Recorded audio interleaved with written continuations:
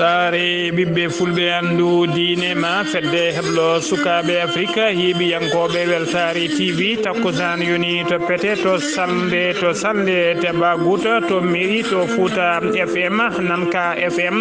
bosoya fm kon takkusan jula ha e der galle Souleymani Dahiru an to belinabe e ko taari dum kala ene jiya e gardidi kabluji men to leydi mali koninkobe faggudu woni duwan halfinabe ko fate falde kucala be koliri tigi be pawi juude mabbe fodde ken gime ha 6,2 tonnes de drogue taw jarmum ene gime ha 7,122 milliards francs CFA to leydi Mauritanie gendarme be halfinabe denka e kisal keri e maaje kadde leydi muron wadi bum be koliri tigi be pawi juude mabbe capande jeegomo e dido sagata wonnobe danne suudaru to leydi Sénégal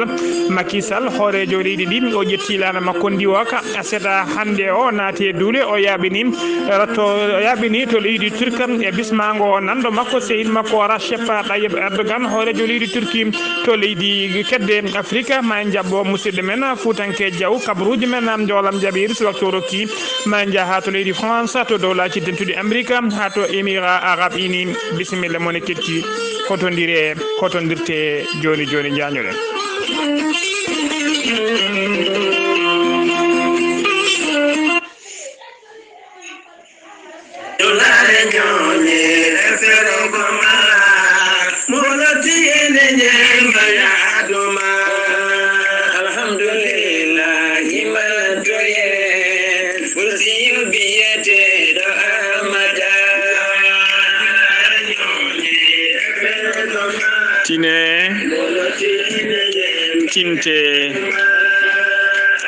tinne kadi kala tinbe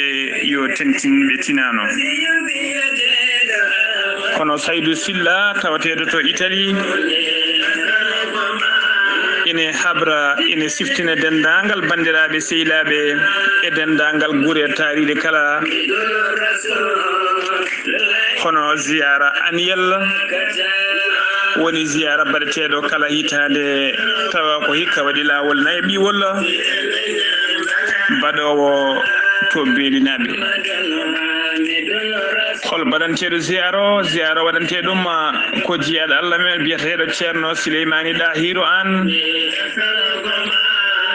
ceerno Souleymani Dahiru to beelinaɓe ko kañum waɗante ziyara o noon hikka waɗata ko ñande jeeɗiɗi e ñande jeetati lewru février daratondu jogui juɓɓude ziyara o ko ɓiyi ko biyeteɗo ceerno Abdoula Souleymani an ko ni juɓɓudi ndi lelori ñande jeeɗiɗi lewru février ko jaɓɓade hoɓɓe e délégation ngaji aroɓe so yi ha jamma kiraɗe ɗe kirtama yimɓe mbaala jamma jarnude nulaɗo men e mbadi hirde almuɓe walla mbiyen mbadi mawlude ɓe mbaala hen ha salatu ere salatu so juulama so yimɓe pini ñande jeetati nde so kaccitaji ɗe kaccitama ɓe jaɓana bamule juuroyade jiyaɗo Allah o e dendagal moƴƴuɓe leliɓe e bamule ɗe kala so tawi ɓe ummitima toon ɓe garti ɓe mbaɗat duwawu so ɓe gayni duwawu mabɓe ɓe caako ene teddinira ziyara o noon galle ceerno Saydou Nourou Tall mo Dakar galle ceerno Bocar Alpha Ba to Hoore Fonde galle ceerno Amanene Ba to Kahaydi galle ceerno Mamadou Bocara to Kahaydi galle ceerno Amadou Tijani Ba to Moderna Kahaydi e dendangal julɓe e dendangal almudagu kala ene bisma ene teddinira ziyara o kadi dendangal gure taariɗe e gure hoddiɓe beelinaɓe kala tawateɗo to rewo e to worgo lappol dolol dande maayo kala ha jeerinkoɓe kañumen kala ene bisma e ziyara o ziyara o no waɗata koye gardugol khalifa galle o ma Allah ardini galle o ñalawma hande o biyeteɗo ceerno Abdoula Souleymani an siftinde on noon yettindo ɓatake o ko musidɗo men sehil men Saydou Silla tawate nder leydi Italie.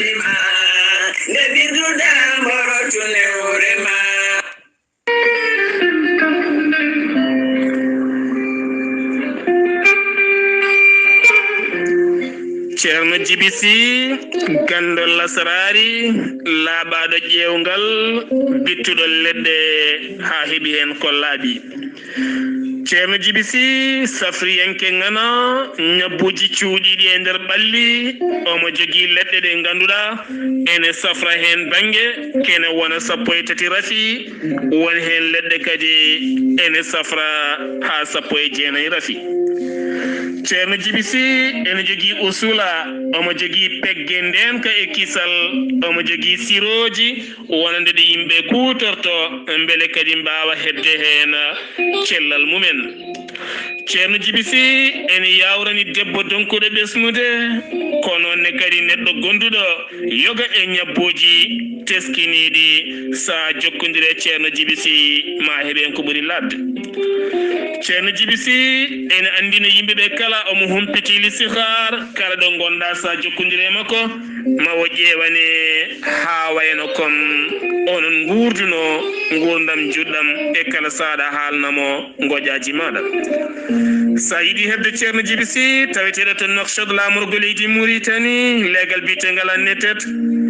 mbatta ko 00 222 47 22 80 84 00 222 47 22 80 84. So tawi hat leydi Mali ñooro mango ma taw toon biteɗo Ceerno Samba Sy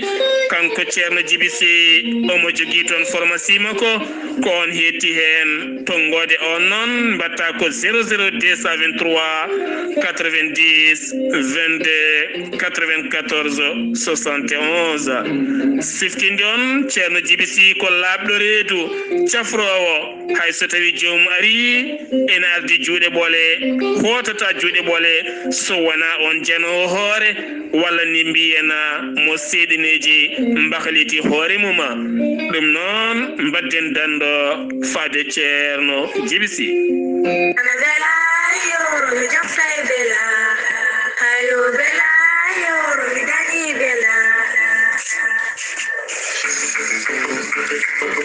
ha yo bela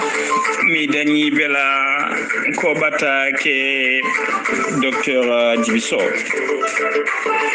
Docteur Djiby Sow ko wittiyanke safriyanke safruji fina tawa. Docteur Djiby Sow kollaɓɗo reedu balaɗo wune. Docteur Djiby Sow ene safra rafiji kewɗi ɗi jiiɗa cirol ko wayno kista fibroma ndogam sitta rewɓe ɗon koɓe sowade e rewɓe ɓe dorottake.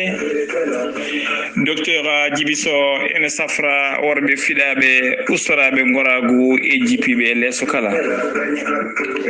Docteur Djiby Sow ne jogui siroji pewnaɗi ha feewi ene jogui kadi leɗɗe moƴƴe pewnaɗe ha feewi. Docteur Djiby Sow lo grand guérisseur mo Allah luɓiri gandal hande ene safra yimɓe ha jiito koye mumen. Docteur Djiby Sow e ñalawma hande o mo tawe nder base makko tawateɗo to Tamba. Dendagal wonɓe e nder wuuro Tambacounda e région de Tambakala son gari ha e nder wuuro Tamba tawa kadi sara juma legal bitegal Sari Issa ko ɗon tigui cabinet makko tawete nder Tambacounda. Docteur Djiby Sow lo grand guérisseur o mandina dendagal kiliɗeɓe makko wonde o mon ɗon to Tambacounda ɗo ha no gasi jeetati nduɗo lewru o ummo ɗon o yaɓana base makko tawateɗo to Dakar. To Dakar kanko docteur Djiby Sow lo grand guérisseur omo tawete legal bitegal Kermesara. To legal Kermesara noon tawa kadi waɗɗani to ɓe mbiyata ari bun tampa kala garɗo ha ɗon so tawi annamdima lo grand guérisseur ma holle cabinet docteur Djiby Sow. docteur Djiby Sow kala jiɗɗo ɗo ko ɓuri labde mbatta ko 00 221 77 244 92 81 walla mbaɗa 78 353 28 92 walla mbaɗa 77 924 16 81 ko numéroji makko. Yiɗɓe hebde le grand guérisseur docteur Djiby Sow yiɗɓe hebde to banggue WhatsApp o hutanto ko numéro leydi Mali mbatta ko 00 223 70 85 72 47 mbadden dando faade le grand guérisseur docteur Djiby Sow. Kettode kaburuji mon e demgal pula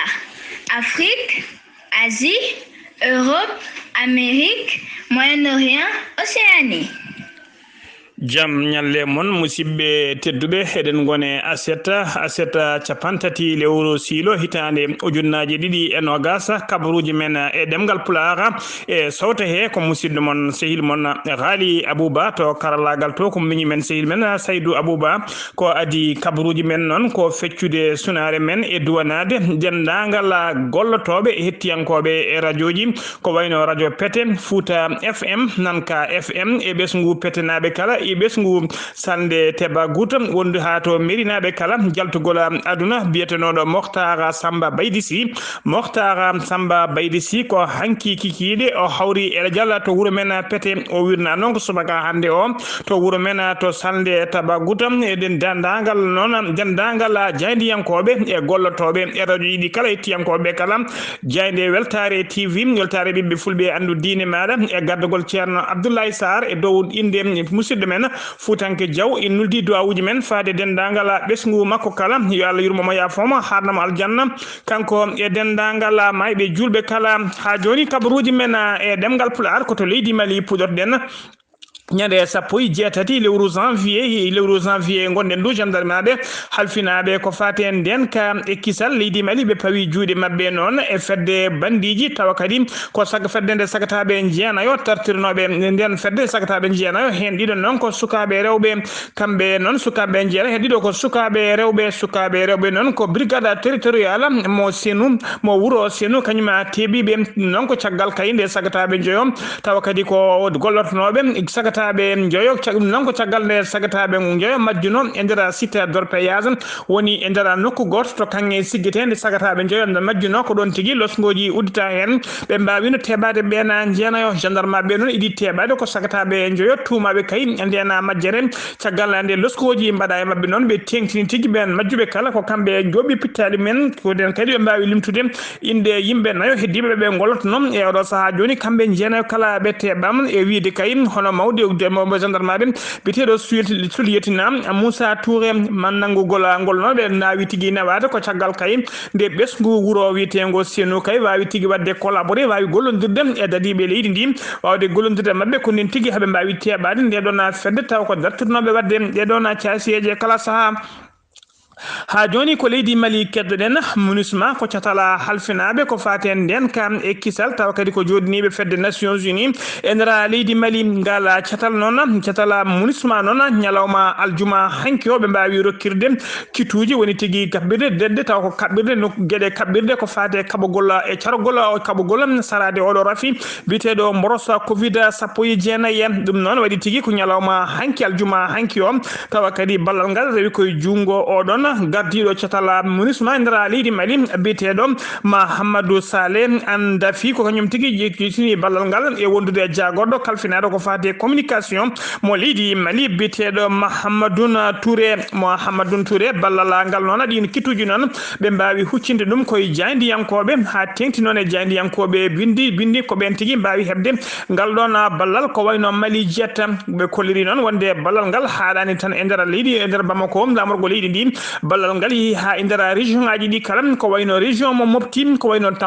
Tambouctou ko wayno Gao Menaka ɓeɗon kala ha to ɓeɗon kala ma keeɓe ballal ngal noon ɓe kolliri ko ujunere temedde nayyi e sappo e jeetati cuumorgal tawa kadi koɗi cuumorɗe e mbawɗi lonnede woni tigui bawɗi wuppede woni ko wiyete masque lavable wondude e temedere e nogas e tati wondude e temedere e nogas tati lawƴirguel coɗirguel juuɗe wondude e temedde nayyi butel tawa ko butelaji tokkoji gel kala mum vol geluji wondude kadi e ujunere temedde joyi butilaji mawdi taw ko geluji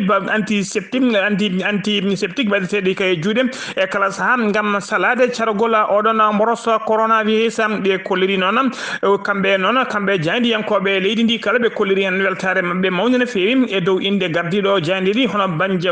banjagu dante holiri hen weltare mabbe mawni fewi e dow inde fedde jandi ardinde kala omo weltina omo duwono kadi omo jarna dendangal munisma kala ha joni ko leydi Mali keddoden jagordo kalfinado ko fate cellal ade mo leydi Mali o wadi communiqué makko mo tongode temedde tati e capande tati e tati on communiqué non ko aljuma hanki o kikiide o wadi dum ko fate mborosa coronavirus o holliri non e nder waktuji no gasena yibendudi hanki di o holliri ko temedde jeenayo e yimbe tato kanyumena kolkisa e nder holkiso henon hen endera holkiso henona hen yimbe jeedu tawama e jati ene mari morosa coronavirus hen yimbe jeegom enderbe cellano kepti cellal men dido enderbe cellano be kadi kawri ela jalla e odo sa joni non huliri ben jeegom non taw ko jeegom tawabe tigi tawrabe moros coronavirus hen dido koto hen goto koto commune hen dido koto commune koto Tumbuktu hen goto koto commune 4 mo Bamako hen ko dido ko commune 5 mo Bamako hen dido ango heddibe ko commune 6 mo Bamako e derbe cellano be hen jeegom biiden kepti cellal men neddo goto hawri hen la jala leydi Mali en yara hande ujunnaji jeetete capande jeegom e tato neddo winditibe doggola coronavirus e derbe non hen ujunnaji joyi e temedide capande jeenayo e jeenayo keptino cellal men hen temedide capande jeegom e dido kawrino e la jala e do nyalawma hande leydi Mali jogi ko ujunnare e temedde capande jeenayo e jeetato wonbe e juude safrobe ha joni kabruji men e demgal pula to leydi Mali ha joni koninkobe faggudum woni tigi douane halfinabe ko fate halbinabe fande kucalabe kolliri tigi be mbawi dangi tebande buterno fewi tawakadi ko drogue mo hinde cannabis woni ko wite saisir ko be kolliri tigi de dona nangande ene gime ha 6,2 tonnes drogue mo hinde cannabis jaru mudum non holirama tigi jaru mudum ene gime ha 7,122 milliards 7,122 millions dum non ta ko France CFA ko dum tigi woni jaru odona drogue mo be tebi holirama non kam mawdo douano non e wiide mawdo douano hono colonel Mohamed Koulibaly be nangi drogue non ko ndera commune bitedo Karangaso non tawe capande nayi e joya kilometre to chef lien région mo Kucala drogue non ho bidana jaru mo drogue non be tawi duke wala e kambe fodde ujunare temedde jeena capande jeena e tati paquet ko hena drogue wada so pe kambe kanyum fof pesa non hawri ko 6,248 tonnes jaru mum biden ko 7,122 millions francs CFA ardi opération non ko capitaine douane bitedo Abdoulaye Karima Dembélé yaadi be mum be kolliri tigi opération be mari donc nyande no gas jeegoma lewru silo ngoden luttugi kay 15h kikiri woni koni 3h kikiri ha yetti 20h woni 8h jamma joma marchandise uji non tini tigi opération ko don tigi forti la tinati e soine ha e odo saha joni ko ronkube yitede kabruji men e demgal pulaga senumima to leydi Mali ko to leydi Mauritanie peden gendarme halfinabe ko faten den kam e kisalla keri leydi Mauritanie e maje kadde leydi Mauritanie de hattenge maje kadde de noadi mum de koliri tigi be pawi juuri mabbe be tebima capande jeegom e dido sagata wonnobe dan suudairum kambe kala be teba tigi der maje kadde leydi muno wuro noadi mum be jinno tigi ko yabande to wite l'île Canaries e ndera dongro Europe de ngartrama non kambe kala oro saha joni e bene mofta e ndera gendarmerie tawatedo to wiete port bedere pom e ndera wuro noadi mum janama be non koliri tigi e oro saha joni be gon tigi koy heblade wawde nawtude be kay mabbe kala ha to keri leydi men no be kewi wadde e kala saha ha joni ko leydi Mauritanie keddoren to siège académie mauritanienne de paix et de sécurité woni AMPS ko cérémonie dokkirgol diplomatie woni sedantagal taw ko haralde arbaninde heblabe nendere odon centre taw kadi ko centre woni école de formation balado ko boyani taw ko dadibe halfinabe ko fati maintien de la paix ko kanyumena keblete to siège non siège odon bidan tigi ko bende do haralde yaltuno woni promotion gadanon jaltube nyalawma hande o be mbawi tigi rokkitede didon sedantene woni diplomatie mabbe cérémonie non wadi tigi ko yeso directeur gardido centre woni tigi directeur gardido centre e wondude dadiɓe hewɓe martabuji towɗi tawa kadi koɓe jiida cirola ɓe kolliri noon oɗon centre ene forma ene hebla oɗon centre ene hebla noon ene hebla dadiɓe e fannuji ɗiɗi ɓe keɓla officier ji supérieur et officier uji subalterne tawa kadi ko yewtiɓe e ministére de l' intérieur ko wayno police ko wayno garde national e ko wayno dadiɓe ɓe hinde GGSR eɓe wontude kadi e yondude e ɓeɗon yewtiɓe e ministére de la défense ko wayno militaire uji woni armée e wondude e gendarmerie ɓen kala ne kebla hen MPS noon siège mumen tawe tigui e nder wuuro Nouakchott lamorgo leydi Mauritanie ngal ɗon oɗon école noon wawi tigui heɓade ko jokkodiral moƴƴal kay coopération hakkude leydi Mauritanie e fedde union européenne ha joni kabaruji men e demgal pulaar to leydi Mauritanie ha joni Mohamed Wula Bilal Messoud ko hoore jagorɗo leydi Mauritanie o holliri tigui wonde ko fati dossier ji taw ko enquête golle commission d' enquête parlementaire joholfinnoɓe ko fati riwinade pele tumaɓe borjingol koppereje leydi e dirtinde kalis leydi ndi ɓe kolliri tigui oɗon commission woni tigui koko wiyete phase finale mum woni tigui commission d' enquête parlementaire o noon ko yontere fande nde ɓe mbawa tigui nadde e ko wiyete phase d' accusation noon siftinde on noon lebbi kewɗi halfinaɓe ko fati riwindade pele ɓe ɗon tumaɓe dirtinde e dirkude e borjingol koppereje leydi mbaɗino losgoji kewji no fewi ɓe convoquino yimɓe hewɓe tawi kadi ko jeeyaɓe e jeenoɓe laamu Mohamed Wula Abdoul Aziz ɓattiɓe ɗum e nder ɓen noon en tawe hen kanko hoorejo leydi ndi gonnoɗo hoore leydi Mohamed Wula Abdoul Aziz wondude yimɓe tato taw ko mennoɓe wonde hooreɓe jagorde woni les trois wonde yimɓe tato wonnoɓe premier ministre uji wondude kadi e yimɓe hewɓe ministére uji goɗɗi kewɗi e directeur uji généraux ji wondude e jomma ngaluji tawa kadi ko ɓattiɓe mo kanko Mohamed Wula Abdoul Aziz noon e sahaji ganane ɗi kala saaha nde o convoque noon nde o noddono o hewno ko salade notoyade caggal ɗum noon o watti notoyade kono hayso o notiyima so o yettima o heewi ko ɗurnade o falo salo jabade namde mabɓe tawa kadi ala to ɓaggino ala to tulino sowona e kuulal japanɗe jeenayyi e tati ngal kuulal noon e wiide hojjikiltoɓe makko ngal ɗon kuulal ne rokkimo tigui ndimago wasde jabade ɓe e wasde notoyade ɓe kala saabu kayi ko ngal kuulal e nerena huuru makko ko wiyete immunité makko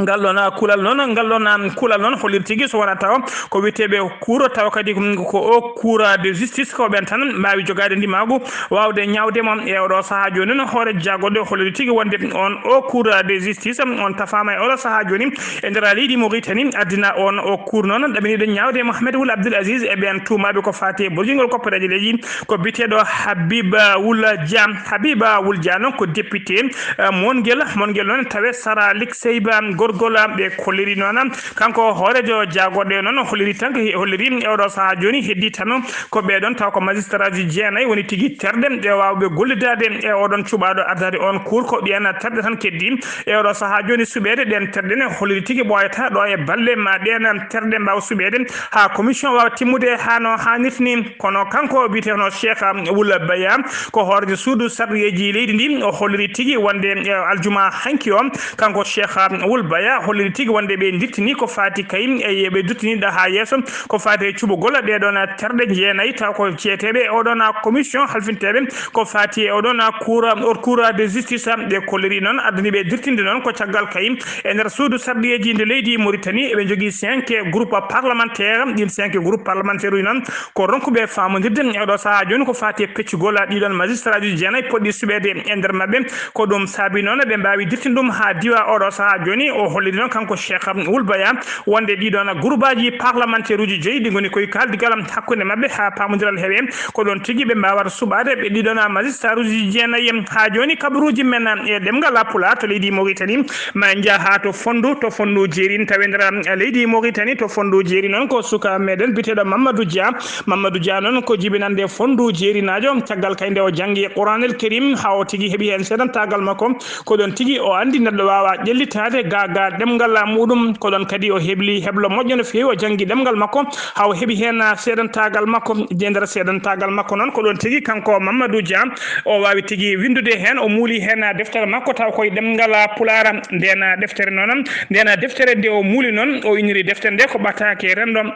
rendo noon ko ñalawma hande o deftere nde foti yaltude e nder Dakar lamorgo leydi Sénégal ma en kettono pular heewide konngol ñaƴata koye hunuko jomum ma en ketto hen kanko Mamadou Dia holno deftere nde wiyete holno deftere nde ɗamini yaltude e so neɗɗo yiiɗi hebde deftere nde holto wawata hebde ɗum Mamadou Dia assalamu aleykum wa rahmatullah. Jam hiire men bandiraɓe musidɓe tedduɓe heɗiyankoɓe haalirde ɓiɓɓe fulɓe finɓe famɓe pulaagu farnoriɓe on kofnama onon kala e mbaadi kuftudinde ko musidɗo moɗon Mamadou Dia guiɗo Guendi Pular gorko mo Fondo Jeeri Waali Abouba mi salmini dendagal ɓe gollottoɗa e nder ndeɗo haalirde wonde fayida ko wona ɗum ko yidde tintinde en deftere men deftere mon deftere ɓatake rendo ene jogori yaltude e juuɗe muuloɓe ñande 30 lewru siilo hitande ujunnaje 2021 ñande hoore bir deftere ɓatake rendo haalata ko sifa gaynaka e nder rendo Fuuta hanki deftere ɓatake rendo sifoto ko yooro e nder rendo Fuuta deftere ɓatake rendo sifoto ko ɗanngal fulɓe e nder nde ladde gila e gondigo muɗum deftere ɓatake rendo so en jiiɗi hebde deftere nde jokkodirten koye ɗeɗo tonggode taw ko wonɓe ɗo e Dakaru Daouda Younus Ba on woni koto jeere Aslem tonggode makko ko 77 capanɗe 5 ɓolum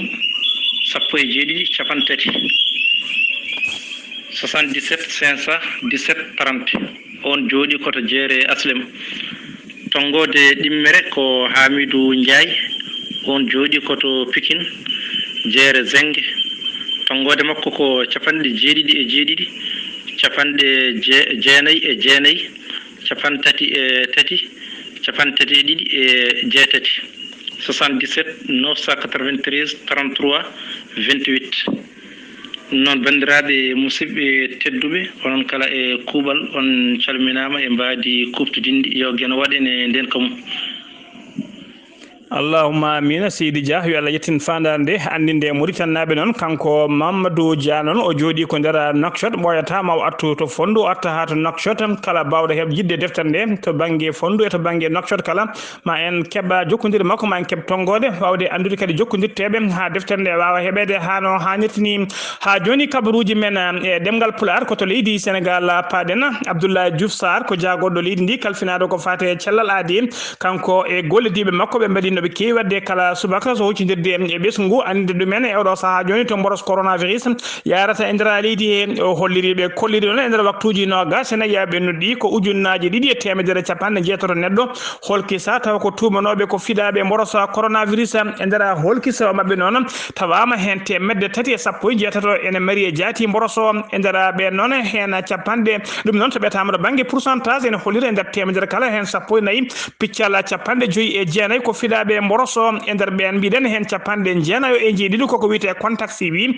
woni memodirnoɓe e wonduɓe Allah jokkodirnoɓe wonduɓe oɗon rafi temedere e nogas temedɗiɗi e nogas e goho heddiɓe kala koko wiyete ka communautaire woni tigui ganda to ƴetti rafi o ɓe kolliri kadi ɓe kolliri noon e nder ɓe cellanoɓe kadi hen temedere 90 e jeeɗiɗi kefti cellal mumen hano hannirta ni paati galleji mumen e nder mabɓe kadi 50 no tampi sanne ma ballite to banggue fofangol tawite to hôpital principal mo Dakar ha to hôpital mo Fann ɓe kolliri kadi e nder ɓe cellanoɓe hen nayo kawri hen e ladial taw ko mboroso yooɓi pittali mumen leydi Sénégal tugui ko mboroso naati leydi ndi faade oɗo saaha joni eɓe jaara e ujunnaje nogas e jeegom ne fawi temedɗiɗi e sappo e tato neɗɗo winditiɓe doggol corona hen ujunnaje nogas e goho e temedde jeeɗiɗi e capanɗe joyi e jeetato kefti cellal mumen hano hannirta ni temedde jeegom e nogas e goho kawrino hen e ladial e oɗo ñalawma hande ko ujunnaje 3 e temedde jeetati e capanɗe tato e tato keddi e juuɗe safroɓe ha joni kabaruji men e demgal pulaar to leydi Sénégal